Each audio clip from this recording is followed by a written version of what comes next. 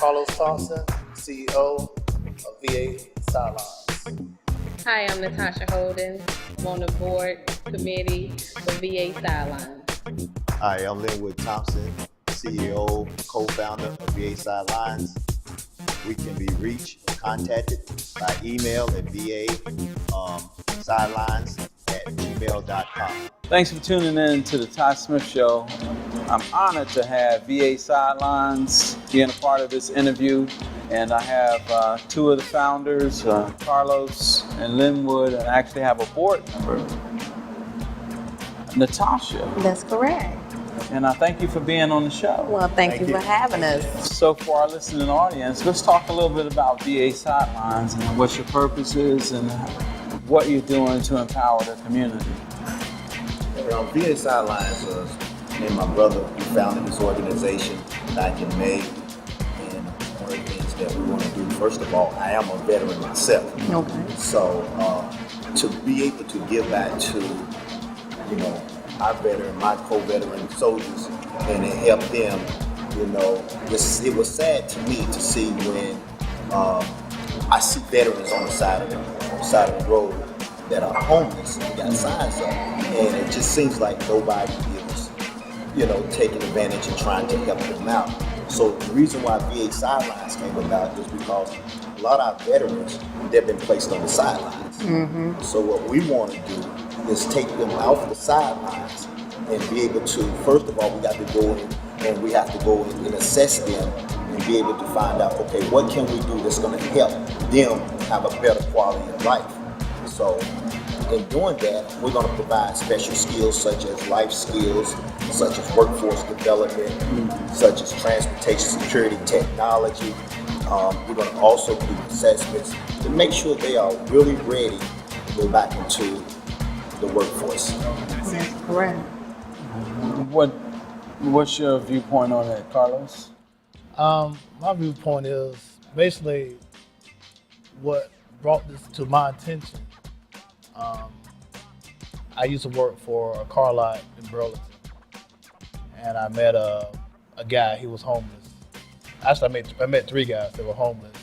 One of the guys' name was Fred, and I started having conversations with them.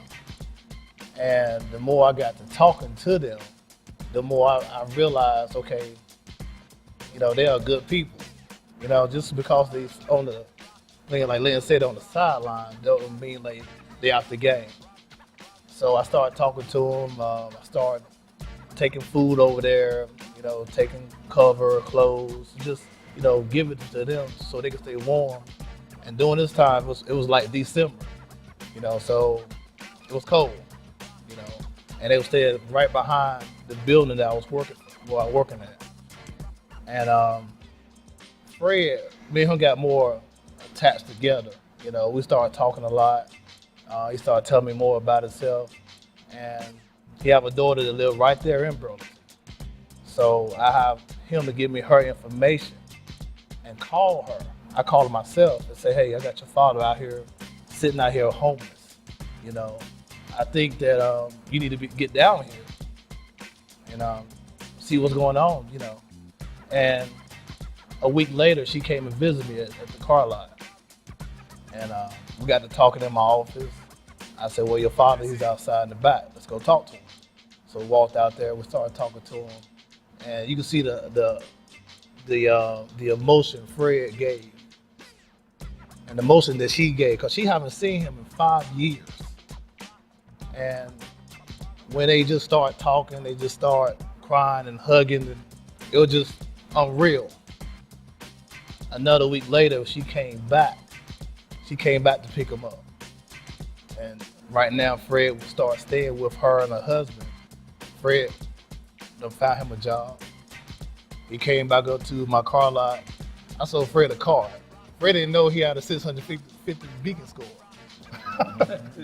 So I sold him a car, and I was telling my brother about, well, I got one, but I didn't get the other two. I was telling my wife as well about that as well, and she was like, well, even though you didn't get that one, even though you didn't get three, but you got that one, let one go out there and tell millions. And she was right. So what I started thinking, I said, well, how about I try to go get the rest of the millions? And that's what I came out with this, and I got with my brother, and here we are. And I'm blessed. Yes, sir. I have some comments that I would like to share, but I would like to talk to Natasha as well. So I know you're not one of the members, but what inspires you to become a board member of this great organization? What inspired me is because helping the community, being able to reach out and then seeing these guys, how passionate they are, also meeting the other partners and other board members, it just immediately drew me to the group. Even though I've never been a veteran, I was never in ROTC, but to know that they want to help and to know that I can assist, I wanted to be a part of it. Yeah, I think it's inspiring to know that there's a great organization like VA Sidelines being manifested, because in a capitalistic society, a lot of times people blame the government, but government can only do so much. Mm-hmm. So to have concepts that can be a part of an aid to assist the veterans, because I'm quite sure, I've never been in the military, I did serve as a civilian with a government agency, but I do know that there's a lot of psychological trauma with a lot of the veterans coming back from the various wars that they had to take a part in while being a service member. Mm-hmm. So I commend you, and I think it's very important because they fight for our liberties every day. That's correct.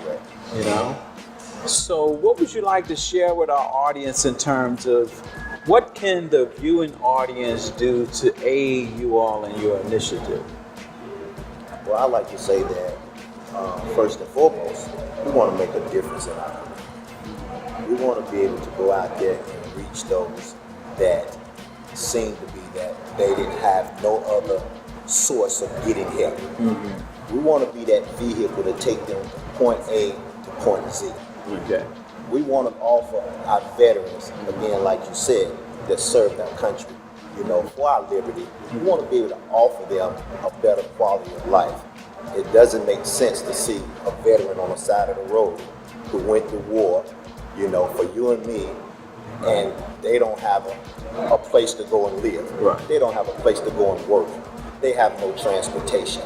And as VA Sidelines, we want to be able to really equip them and give them their life back so they can be to another person that can make a difference, not only for them, but they'll find another homeless veteran that they can make a difference in their lives. That's right.